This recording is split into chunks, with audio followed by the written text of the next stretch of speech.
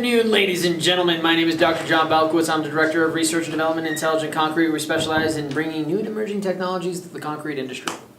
Wow, that was quite an intro. Thank you, ma'am. Hi, I'm Whitney Buffet, President and CEO of Intelligent Concrete. Thanks. My favorite color is pink, and I like tulips, and yeah, walking through the pasture.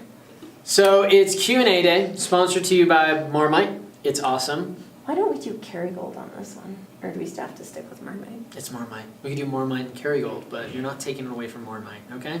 You're going to say Vegemite next? So by Marmite and Kerrygold on sourdough bread. Ding. So we got a question today, another one from Film Factory. Film Factory, thank you so much. Patchouli going to make sure that we get you a glow-in-the-dark business card. Concrete business card, mind you. Well, brown, rather. So, question. Ding! Go ahead, love.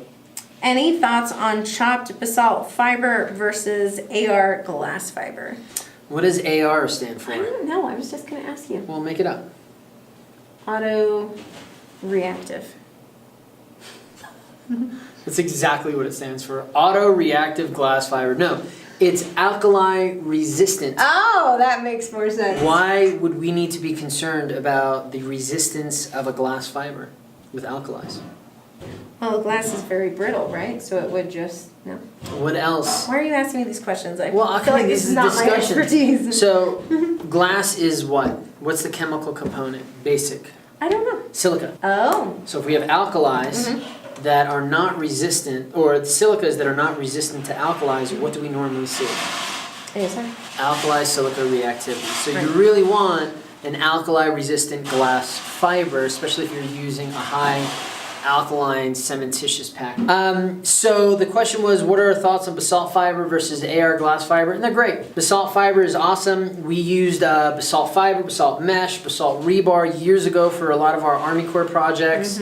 Light, very, very strong. Right. And it also happens to be difficult to get. Back in the day it was difficult to get. It still is very expensive, but I know there are a bunch of companies who are getting it out there. One company that I know of is Sourdough.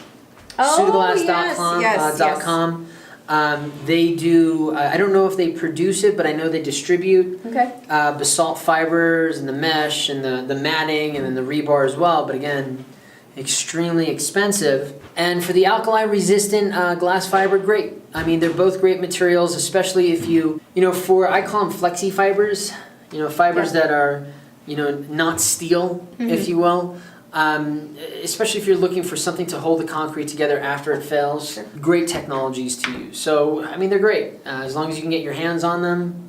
Right, and the application is high-end enough that you're going to be able to, recover that cost. Right, or if you have a high-performance project that you don't have to worry about cost. Right. The other thing is worrying about balancing your aggregate to paste content with the fibers. Right. Sometimes people put way too many fibers in there, turns it hairy and scary. Hold on, maybe I have a sample. This is a set of fibers where the end user just went a little scary.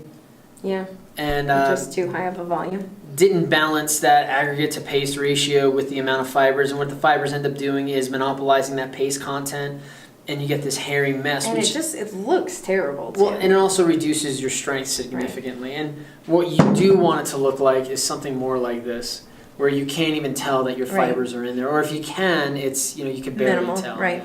Yeah. So, okay.